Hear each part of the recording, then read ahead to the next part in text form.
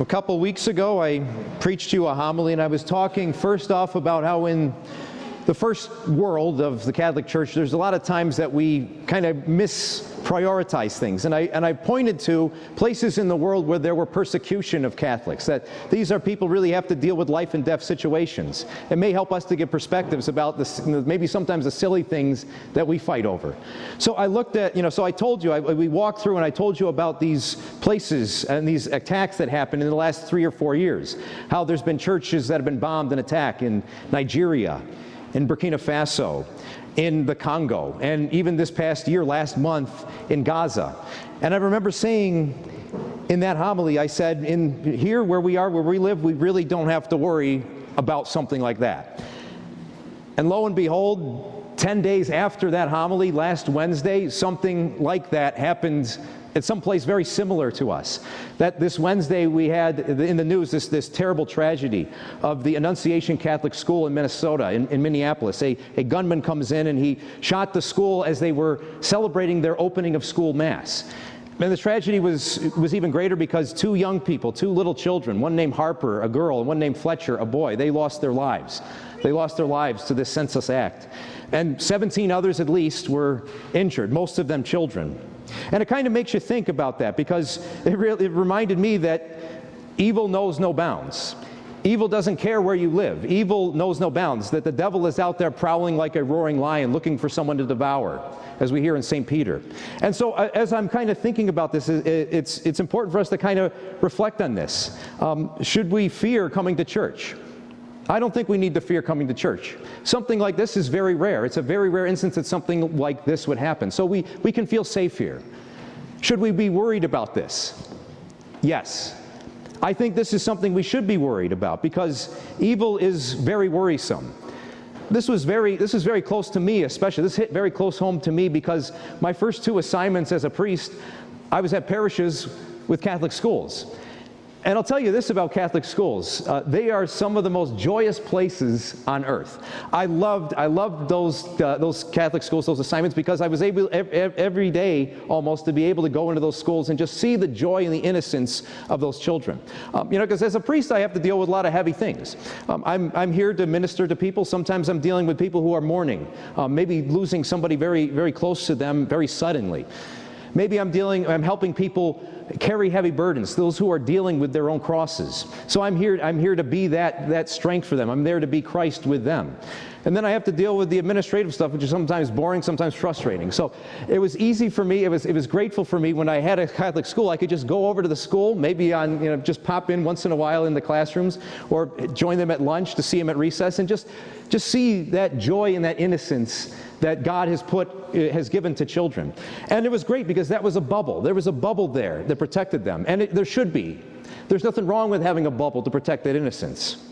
But unfortunately, that bubble was broken last Wednesday because there was a very disturbed and deranged man who, because of his problems, acted out in this awful and heinous way.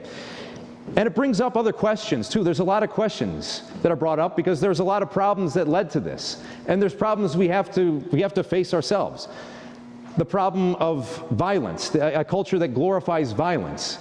The other problem of mental illness, not being able to correctly treat mental illness and give its proper attention. But also, as some Catholic commentators have pointed out, that there's also another problem, and that is the presence of the demonic in this attack, because it was there. Looking at this guy's journal, it was clear that he was having some struggles with the devil. He was talking. It was, and it's really just sad, but also it's kind of terrifying that the devil really is alive. One of the greatest lies that the devil ever told is that he wants people to believe he didn't exist, because then we may let our guard down. But the truth is that evil is out there, the devil's out there, and we have to grapple with it. And that's something that kind of put it forefront in our faces today, this past week, because a lot of people have trouble dealing with and struggling with God who created the world and the presence of evil. How could God allow something to happen to these innocent children? How could He allow this evil to happen? But even greater than that, we can even expand it to how does God allow the presence of evil in this world? And since the beginning of humanity, we've been trying to answer that question. And we've had a lot of answers that have come very close and very short to being sufficient. But the one that I think, I've come across one argument from one particular person that I think is really the best that I've heard. And it comes from a great saint of our church, one of the most brilliant men who have ever lived, St. Augustine, the Bishop of Hippo, who lived in the 300s. And St. Augustine, quite coincidentally, his feast day was after this attack. His feast day is on August 28th. But if you know anything about St. Augustine, is that in the beginning of his life, he lived it absent of God. He lived a life of dissipation, kind of like the prodigal son. But because of maybe the insistence and the prayers of his mother, because of the grace of God, he came to faith. And it was really providential that he came to faith because, one, he's such a brilliant mind, and two, his faith was, and to combine that with a faith, he was able to articulate such great works of writing that we still use that to this day. So what did St. Augustine say about this, what we call problem of evil? Well, he said that we can be assured of one thing, that God created the world, but especially, and more specifically, he created all that's good in the world. And you may say, well, what about evil? Did God create evil? Because there's evil in the world. Well, St. Augustine says that evil is actually not, he says it's not really a thing, but it is what he calls a privation of good. We can also look at it as like a lack of good.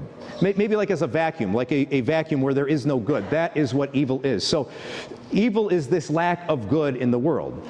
And God created the world, but he allowed evil to exist in it. And we may not understand why, but St. Augustine gives probably the best reason for that. God allows evil in this good world so as to allow for a greater good to follow. God allows evil to occur in this world so that a greater good may come about. We may be able to think about that in terms of things we've experienced. But I think that the best example of that, the best example of God using an evil to create a good, a greater good, is the cross. It's the crucifixion. God used the evil of his son's death on the cross to allow for the much greater glory and the much greater good of the resurrection. Because it's so much better that we have the resurrection, because now we have the promise of eternal life. We have the presence of God in the Holy Spirit within us because of the crucifixion, because that part of the plan was allowed to happen. So we can look at that and we can be assured that God will make greater good come about even with the evils we face. We may be even able to say that in our own lives.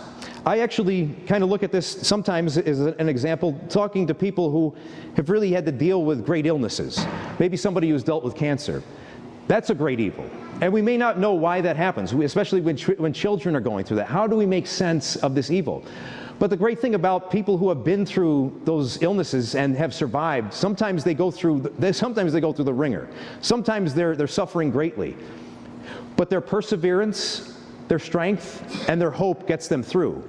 And after they get through and after they're in remission, they can also be an inspiration to people who in the future will go through that.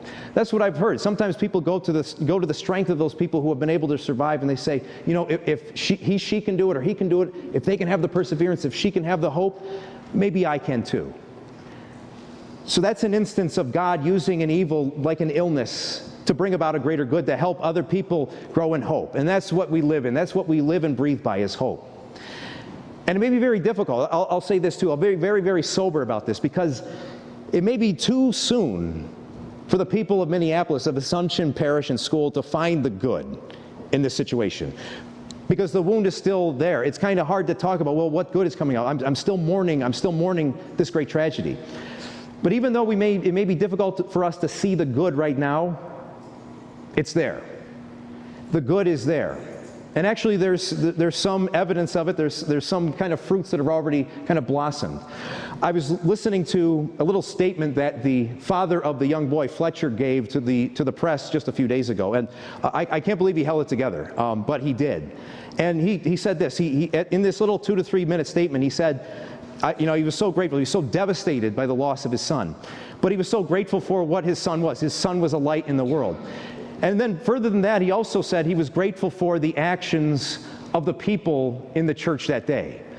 Not just the first responders, not just the adults, but the children. he says that the children were a great inspiration because the children were the ones who were saving the most people. And there's a video, there's an incredible video somebody took on a cell phone of the kids evacuating, and they're all kind of ushering themselves out. They're like, come on, let's go, let's go. So the children acted in such a heroic way on that day, and the father said that if the children acting in such a heroic manner that day prevented this from being an even greater tragedy than it could have been, because many more could have been lost. So there's a great good that comes out of that. And that's the thing that we need to do. Is that it may be tempting to go to fear, but we need to really remind ourselves that we are people of hope. Hope is a supernatural virtue that God gives to us. And the thing about this world is it's crazy, and it seems like there's a lot of despair and just a lot of sadness. And so because God gives us this hope, we have to cling to hope, and we have to bring that hope into the world. And I'll leave you to this, because a couple weeks ago I talked about the tragedies, and I talked about the bombing that happened in Nigeria in 2022. On Pentecost Sunday that year in this one church in Owo, Nigeria, there was a bomb that went off on Pentecost Sunday, and 50 people were killed. But I didn't tell you the rest of the story. I didn't tell you the Paul Harvey part of it, that there was another ending to this. And that is that on Trinity Sunday, the following Sunday at that same church, the church was packed and overflowing, more so than it was on that Sunday when the bomb went off. Because those Christians, those Catholics said that we are not going to succumb to fear. We are a people of hope. We choose hope, and that's what our call is as Christians, to choose hope.